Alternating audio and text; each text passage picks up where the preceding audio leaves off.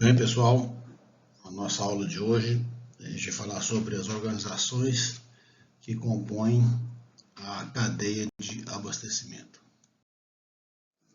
Então, das três organizações da cadeia de abastecimento, que é fornecedores, produção, agora nós temos o terceiro, que é as organizações de distribuição, que é uma atividade que é responsável pela movimentação, estocagem, processamento de pedidos, e é uma atividade bastante cara, que só essa atividade de distribuição ela chega a consumir até 2/3 dos custos logísticos.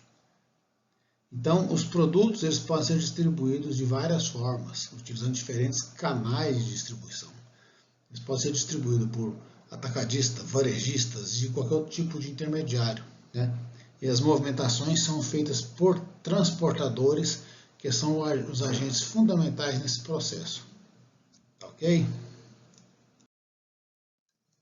Em alguns casos, quando se fala em gestão da distribuição, os produtos são estocados fora da empresa antes de serem entregues aos consumidores finais. Por exemplo, aqui embaixo, esse desenho aí, o fabricante que encaminha os seus produtos para armazéns regionais, e esses armazéns regionais ou centros de distribuição encaminham o produto para os varejistas.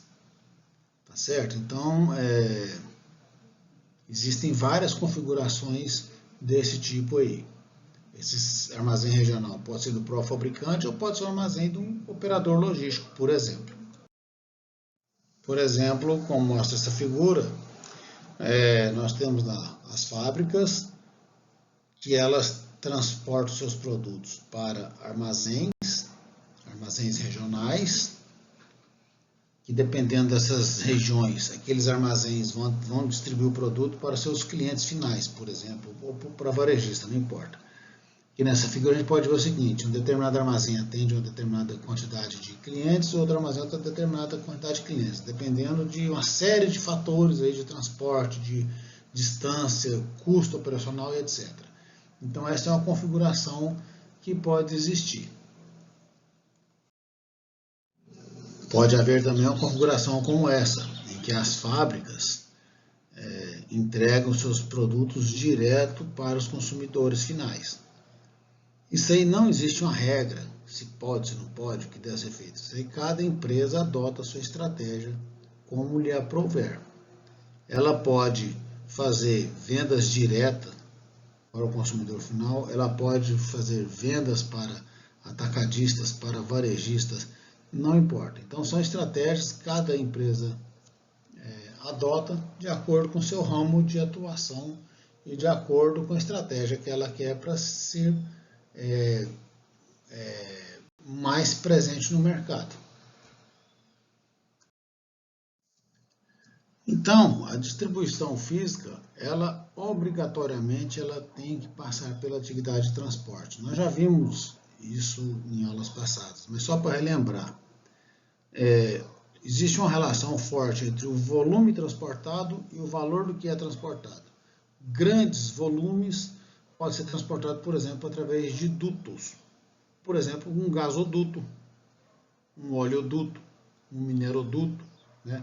Tem lá o gasoduto Brasil-Bolívia, que transporta gás. Por quê? O volume é muito grande, então, e o custo ou o valor é muito baixo.